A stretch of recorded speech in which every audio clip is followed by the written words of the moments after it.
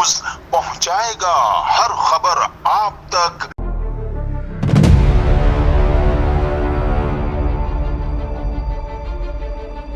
میرا نام محمد نعیم طاہر ہے اور دیگر 4 سینئر ڈپٹی کنوینرز کا میں تعارف کرا دوں۔ جناب ڈاکٹر احسن جمیل صاحب، جناب ظفر الجمیل شیخ صاحب، جناب فیصل علی بلوچ صاحب جو اشرف صاحب کے برابر میں تشریف فرمائے ہیں، اور ان سے اگلی نشست پر جناب ڈاکٹر سید علی سلمان صاحب۔ جب میں چونکہ صحافی برادری سے ہوں، اس لیے KRM کے پلیٹ فارم کی پروموشن کا آپ تمام حضرات کی جانب سے میں خواہش مند ہوں کہ آپ KRM کے جو ہمارا پلیٹ فارم ہے اس کو پروموٹ کریں۔ کنٹرول اتھارٹی کو انہوں نے کراچی بلڈنگ کنٹرول اتھارٹی کو کیا کر دیا؟ سندھ بلڈنگ کنٹرول اتھارٹی کر دیا، اور اس میں جو بے قاعدگیاں ہو رہی ہیں، جو چیزیں ہو رہی ہیں، وہ آپ دیکھ رہے ہیں۔ ریونیو میں ایک سسٹم کو لاگو کر دیا، وہ سسٹم جو قانون کی سرپرستی میں غیر قانونی سسٹم ہے، اسے لا کر کے انہوں نے بٹھا دیا۔ تو ہمیں اس سسٹم سے بھی لڑنا ہے، ان مافیات سے لڑنا ہے، اور سب سے بڑا مافیا جو کے الیکٹرک کی شکل میں آپ کے پاس ہے۔ ابھی میرے بھائی شروع کے اندر بتا رہے تھے کہ کراچی ان 5 شہروں میں ہے جن کی رہائش ناقابل ہے، یعنی یہ اتنا آلودہ ہو چکا ہے۔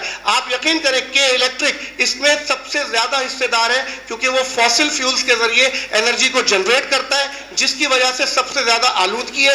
اسے باقاعدہ اس کے ایگریمنٹ میں لکھا ہوا تھا کہ آپ نے فرینڈلی انوائرمنٹ جنریشن کرنی ہے، لیکن آج تک اس نے نہ کوئی سولر کے پروجیکٹس لگائے ہیں، نہ اس نے آج تک کوئی ونڈ پروجیکٹس لگائے، کوئی رینیویبل انرجی پہ اس نے کام نہیں کیا۔ ہمیں اسے مجبور کرنا ہوگا کہ وہ ان کاموں کو انجام دے۔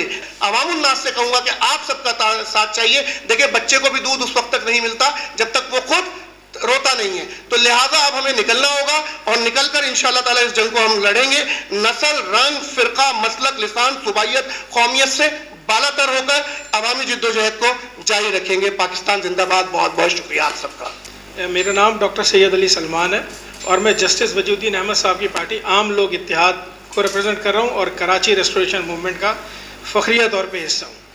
آج میری ذمہ داری کراچی کے ترقیاتی منصوبوں کے حوالے سے لگائی گئی ہے، تو میں آپ سے یہ شیئر کرنا چاہتا ہوں کہ دیکھیے، بدقسمتی سے کراچی پورے پاکستان کیا بلکہ دنیا کا واحد شہر ہوگا کہ جس کو اپنی ضروریات کے مطابق نہ کوئی منصوبہ ملتا ہے، اور اگر کوئی منصوبہ بدقسمتی سے مل بھی جائے تو آپ کے سامنے ہے کہ وہ یا تو زیر تکمیل ہو جاتا ہے یا زیر تاخیر ہو جاتا ہے۔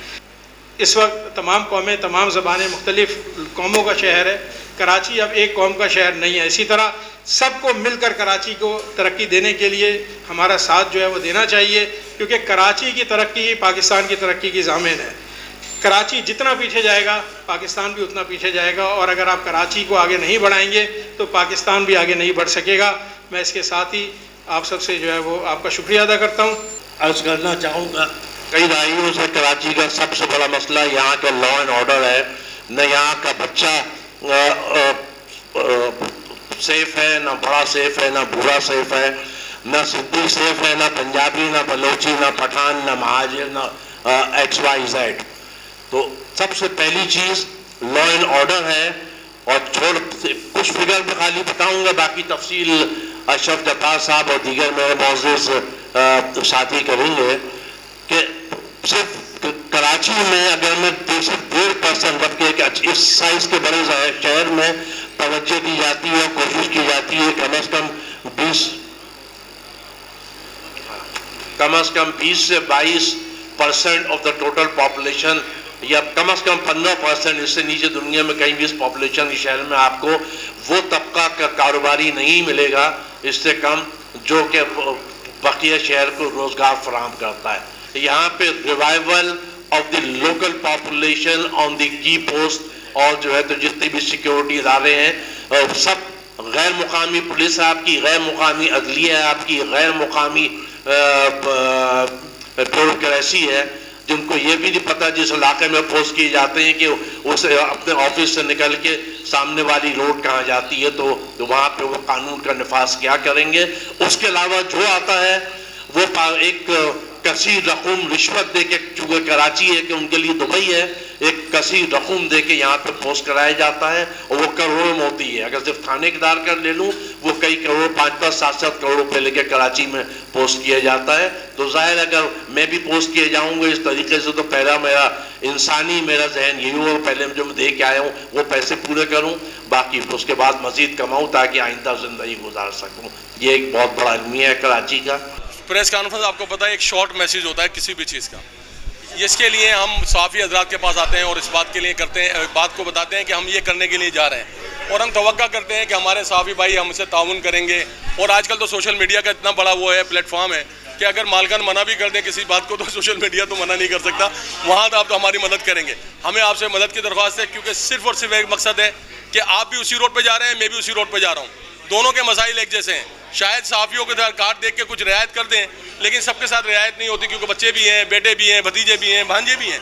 तो आप सबके जो हकूक़ के जदोजहद के लिए निकलें। इस शहर के अंदर दूसरा अल्ताफ़ हुसैन पैदा नहीं होना चाहिए। मैं इसलिए खड़ा हुआ हूँ आज आके यहाँ पे, और हमारी टीम इसलिए खड़ा हुई है क्योंकि इस शहर ने कत्लो गारतगिरी बहुत देख ली। ये सिर्फ अगर वसाइल की तकसीम का मैटर है तो इसको सिंध गवर्नमेंट को सीरियसली लेना चाहिए, ना कि वो उस बात के लिए मजबूर कर दे कि ये शहर फिर उस रुख पर चला जाए। तो हम उसको रोकने के लिए खड़े हुए हैं, इसलिए हमारा कौमियत की कोई और बात नहीं है। वारिस है कराची के वारिस बनेंगे और यकीनी तौर पे आप देखेंगे कि इसको सियासी, अवामी और क़ानूनी जो जंग हम लड़ने जा रहे हैं वो किस तरह आवाम के साथ मिलकर हम लड़ेंगे और यकीनन साबित करेंगे कि हम ही असल कराची के वारिस हैं, क्योंकि आप भी हमारे साथ हैं, हम भी आपके साथ हैं और हम सब मिल करके कराची को उसके हुकूक दिलाएंगे। मैंने आपसे कहा कि अजरक जो है सकाफत से मोहब्बत की जाती है, लेकिन उस सकाफत को बहाना बना करके अवाम का इस्तेसाल ना किया जाए। जो शहर 78% रेवेन्यू जनरेट कर रहा है इस मुल्क का, उस शहर को उसका हक लौटा दिया जाए। जिस तरीके से पहले दारुल हुकूमत था, ये अब सानवी दारुल हुकूमत करार दे के हमें अपने ही वसाइल पर वो खुद मुख्तार करार दे दिया जाए, तो फिर कराची के तमाम मसाइल हल हो जाएंगे।